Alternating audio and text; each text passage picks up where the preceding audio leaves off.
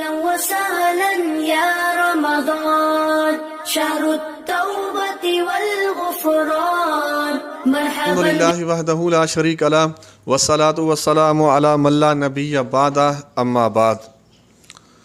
رمضان المبارک انتہائی بابرکتوں، رحمتوں، مغفرتوں کا مہینہ ہے، اور اسی مہینے میں اللہ تبارک و تعالی اپنے بندوں کے لیے رحمتوں کا، مغفرتوں کا، بخششوں کا دروازہ کھلا ہوا ہے۔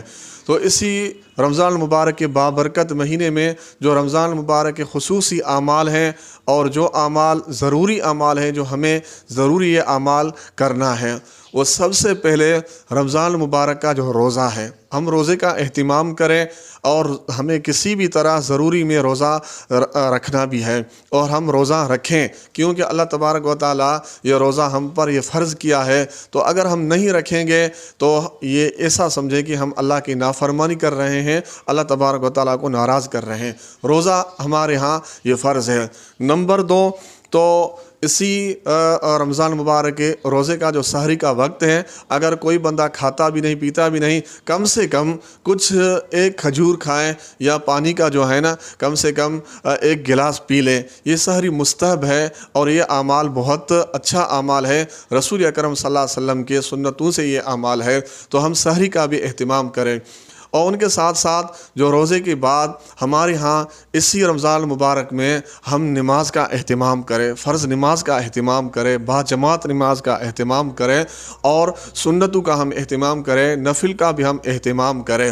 نمبر 3، تو اسی بابرکت والے مہینے میں جو ہمارے ہاں نفل کا عبادت جو ہے نا، تقریباً چاشت کا نفل، ہم اس کا بھی اہتمام کریں۔ اوابین کا نفل جو مغرب کے بعد پڑھا جاتا ہے، ان کا بھی ہم اہتمام کریں۔ اشراق جو تقریباً 4 رکعت ہیں، کم سے کم 2 رکعت تو ہم اشراق کا بھی پڑھیں، اس کا ہم اہتمام کریں۔ تحیۃ المسجد کا 2 رکعت پڑھیں، ہم تحیۃ الوضو کا بھی اہتمام کریں، 2 رکعت تحیۃ الوضو بھی پڑھ لیں۔ تو صلاۃ التوبہ کا ہم اہتمام کریں، صلاۃ التوبہ کے ہم 2 رکعت پڑھیں۔ تو یہ ہمارے ہاں اعمال ضروری ہیں، ہم یہ اعمال ضرور کریں۔ اور اس کی بعد قرآن مجید کی تلاوت، زیادہ سے زیادہ ہم 2 پارہ قرآن مجید کی تلاوت کریں۔ اگر 2 پارہ ہم نہیں کر سکتے تو کم سے کم ہم 1 پارہ ضرور قرآن مجید کی تلاوت کریں، اور ہم اپنا بقایا جو وقت ہے نا وہ ہم مسجد میں گزاریں، ذکر میں گزاریں، اذکار میں گزاریں، استغفار میں گزاریں، ہم صلاۃ اور درود شریف میں گزاریں۔ کم سے کم ہم اپنے اسی بابرکت مہینے میں اپنے اس اعمال کو بڑھائیں، ہم صلاۃ و سلام کو بڑھائیں، ہم درود شریف کو بڑھائیں۔ کم سے کم ہزار درود شریف پڑھیں، زیادہ سے زیادہ 5000 10,000 پڑھیں، اور اپنے ذکر کو بھی بڑھائیں۔ استغفار جو ہم کم سے کم 100 مرتبہ کرتے ہیں، تو ہم کم سے کم اسی رمضان المبارک میں استغفار کو بھی بڑھائیں، ہم زیادہ سے زیادہ 500 1000 دفعہ ہم استغفار کریں۔ اور اسی کے بعد ہم اسی رمضان المبارک میں جو ضروری اعمال جو ہیں وہ افطاری کا اعمال ہیں، اور ہم افطاری جو ہے خود کریں اور غریبوں کو بھی کرائیں۔ اور ہمارے ہاں یہ بھی ضروری اعمال ہیں، اگر ہمارے محلات میں، ہمارے پڑوسی میں بہت غریب مسکین لوگ ہیں، ہم ان کے لیے سحری کا اہتمام کریں، ہم ان کو روزہ رکھائیں، اور ہم ان کے لیے افطاری کا اہتمام کریں، ہم ان کو افطاری کروائیں۔ یہ بہت بڑے اعمال ہیں۔ اور ان کے بعد تقریباً نمبر 4 جو اعمال ضروری ہیں وہ صدقہ خیرات کا اعمال ہے۔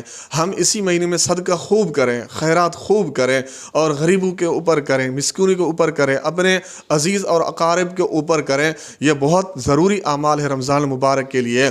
اور اس کے بعد جو ہم ہے نا تراویح کی نماز، ہم تراویح کی نماز میں باجماعت نماز 20 رکعت ادا کریں۔ اگر کوئی بھی مسجد ہو یا کوئی بھی علاقہ ہو جہاں قرآن مجید مکمل نہ ہو، وہاں 20 رکعت تراویح پڑھا جاتا ہے۔ یہاں قرآن مجید مکمل ہو، وہاں 8 رکعت تراویح پڑھایا جاتا ہے۔ تو وہاں آپ 8 رکعت نہ پڑھیں، آپ وہاں 20 رکعت پڑھیں جہاں جو ہے نا قرآن مجید مکمل ختمہ نہ ہو، کیونکہ 20 رکعت تراویح سنت مؤکدہ ہیں، نبی علیہ الصلوۃ والسلام سے ثابت ہیں، صحابہ کرام سے ثابت ہیں، اور ہمارے تابعین صالحین سے ثابت ہیں۔ وہاں سے لے کر آج تک یہ جو ہے نا تواتراً یہ 20 رکعت تراویح ثابت ہیں، ہم ان کا اہتمام کریں۔ ہمارے بہنیں یا ہمارے عورتیں ہیں، ہمارے مائیں ہیں، وہ تراویح اپنے گھر میں پڑھیں، اور اکیلے نفلیں پڑھیں، وہ مسجد تک تشریف نہ لے آئیں، وہ اپنے گھر میں اپنے عبادت کا اہتمام ضرور کریں۔ اور اسی کے بعد جو اسی رمضان المبارک کے بابرکت والے مہینے میں ہم اپنے اعمال پر خوب جو